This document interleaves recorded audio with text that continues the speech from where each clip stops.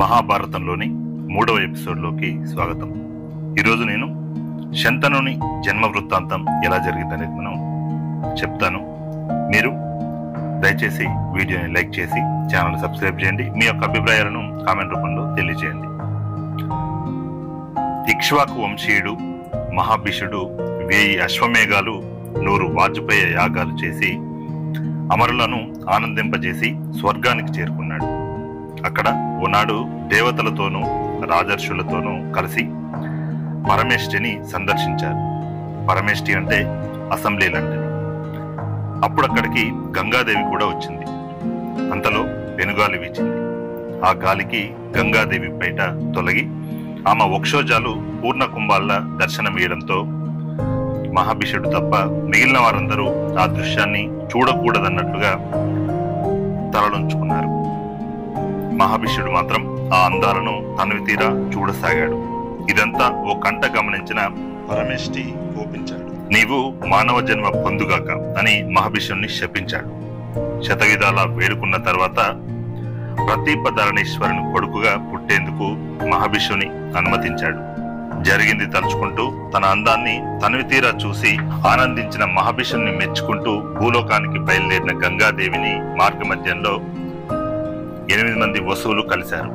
వారంతా భయంగా వసివాడిన ముఖాలతో కృషించి గంగాదేవిని చూస్తూనే దుఃఖించసాగారు. ఎందుకు దుఃఖిస్తున్నారు అడిగింది గంగాదేవి.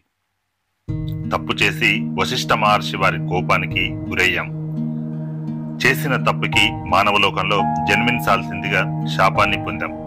ఫలితంగా త్వరలో మేము భూలోకంలో జన్మించక తప్పదు. అందుకని నీవు మాకు తల్లివై ఈ కష్టాన్ని కడతీర్చాల్సిందిగా వేడుకుంటున్నాం అన్నారు వసువులు. మహాభిషుడు ప్రతీప భూపతి కుమారుడు శంతనుడిగా అవతరించబోతున్నాడు. నీవు అతనికి భార్యవై మాకు తల్లి కాగలవు అన్నారు మళ్ళీ. సరే, మీ అభిష్టం నెరవేరుస్తాను అన్నది గంగాదేవి. మరొక చిన్న సాయం చేయవలసి ఉంది అన్నారు వసువులు. ఏంటది అడిగింది గంగాదేవి. నీకు మేము జన్మించిన మరుక్షణం మమ్మల్ని నీవు గంగపాలు చేయాలి. ప్రవాహ వేగంలో పడవేయాలి. అలా నువ్వు చేసిన పక్షంలో ఆ మానవలోకంలో చిరకాలం జీవించాల్సిన గతి మాకు తప్పి మేము సుఖపడగలం. ఇదే తరుణోపాయమని వశిష్ఠులు వారు మాకు సెలవిచ్చారు. ఇందుకు నీవు కరుణించాలి అన్నారు వసువులు. సరే, మీరు చెప్పినట్టుగానే చేస్తాను. కానీ మీ అందరిలోనూ ఒక్కడైనా దీర్ఘాయుష్మంతుడై జీవించాలని ఆశగా ఉంది. తల్లిగా నా ఆశను నెరవేర్చరా అడిగింది గంగాదేవి.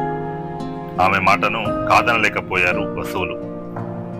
తమ అందరి తేజోభాగాల్లోనూ 4వ వంశ గ్రహించి జన్మించిన అష్టమ వసువు దీర్ఘాయుష్మంతుడై వర్ధిల్లగలడని వాగ్దానం చేశారు. రోజులు గడిచాయి. ప్రతీపుడు భగీరథి తీరంలో తపస్సును ఉపక్రమించాడు. తపస్సు చేస్తున్న ప్రదీపుని సమీపించి నాదా నాదా అని పలుమార్లు పిలిచింది గంగాదేవి. తపోభంగానికి కళ్ళు తెరిచాడు ప్రదీపుడు. ఏం కావాలి అని అడిగాడు. నన్ను పెళ్లి చేసుకొని సుఖించు అన్నది గంగాదేవి. నీవు నా కోడలువైతే బాగుంటుంది. త్వరలో నాకు శంతనుడు జన్మించబోతున్నాడు. అతన్ని నువ్వు పెళ్లి చేసుకోవడం సముచితంగా ఉంటుంది అన్నాడు ప్రదీపుడు. ఆ సమయం ఆసన్నమైంది అన్నాడు మళ్ళీ. అన్నట్టుగానే శంతనుడు జన్మించాడు. పెరిగి పెద్దవాడయ్యాడు. శంతనునికి రాజ్యభారం అప్పగించి ప్రదీపుడు భార్య సునందాదేవితో కలిసి తపోవనానికి చేరుకున్నాడు. శంతనుడు ప్రజాపాలనకు ఉపక్రమించాడు. ఒకనాడు శంతనుడు మృగయా వినోదంతో ఆనందిస్తూ అమరవాహిని తోట ప్రాంతంలో పర్యటింపసాగాడు. అప్పుడు అతను గంగాదేవిని ఆమె అందాలను గమనించి నోట మాట రాక నిలువెల్లా కళ్ళు చేసుకొని గమనించసాగాడు. గంగాదేవి కూడా శంతనుని అదేవిధంగా చూడసాగింది. ఇద్దరు చూపులు కలుసుకున్నాయి. మనస్సులు కూడా కలిశాయి. ఇక వివాహమైతే బాగుందనుకున్నాడు శంతనుడు. తర్వాత భాగం నెక్స్ట్ ఎపిసోడ్లో చూద్దాం. మీ అందరికీ కృతజ్ఞతలు.